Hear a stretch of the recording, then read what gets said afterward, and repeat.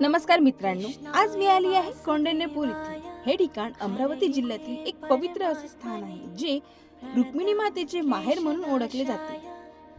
कौंडिण्यपूर वर्धा नदीच्या काठी वसलेलं असून या ठिकाणी नदीमध्ये स्नान केल्याने पाप नष्ट होऊन पुण्यप्राप्ती होते. म्हणूनच या ठिकाणी मोठ्या प्रमाणात भाविकांची गर्दी होते. आधी इथे कौंडिन्य ऋषींचं आश्रम होतं. त्यांच्या नावावरूनच या ठिकाणी कौंडिण्यपूर असे नाव पडले. तर चला श्रीकृष्ण आणि रुक्मिणी मातेची कथा थोडक्यात जाणून घेऊया.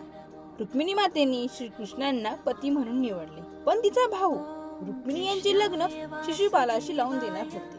तेव्हा रुक्मिणी मातेने श्रीकृष्णांना संदेश पाठवला. श्रीकृष्ण त्या वेळेस कौंडिण्यपूर इथे आले आणि रुक्मिणी मातेला सोबत घेऊन गेले. त्यानंतरच दोघांचा विवाह झाला.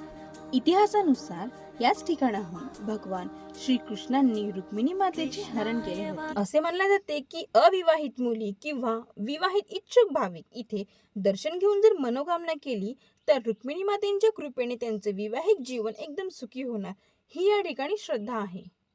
मंडळी, तुम्हाला माहिती आहे का, कौंडिण्यपूरमध्ये केवळ रुक्मिणी माता आणि श्रीकृष्णाचेच दर्शन नाही तर भगवान श्री गणेश आणि गुफेमधील पंचमुखी महादेवांचे सुद्धा आपल्याला दर्शन घेता येतं. या ठिकाणी प्राचीन 3 गुफे आहेत, ज्यामुळे या ठिकाणी दर्शन घेण्याचे महत्त्व आणखी वाढते.